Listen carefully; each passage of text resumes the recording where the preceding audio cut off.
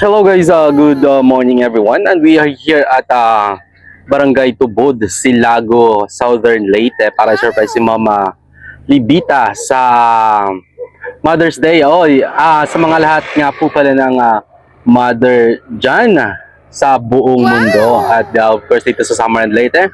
Happy Mother's Day po sa inyong lahat at sana po ay enjoy nyo ang araw na ito at pabuhay po kayong lahat sa mga nanay natin dyan.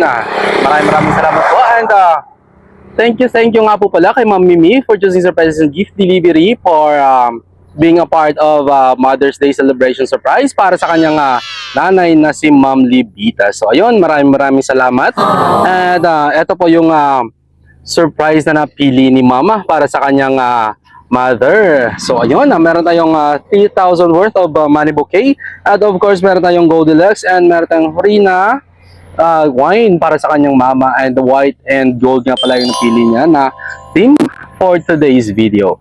At so ayun, by the way 3,500 nga po pala yung laman ng money bouquet natin. So ayun, thank you so much po.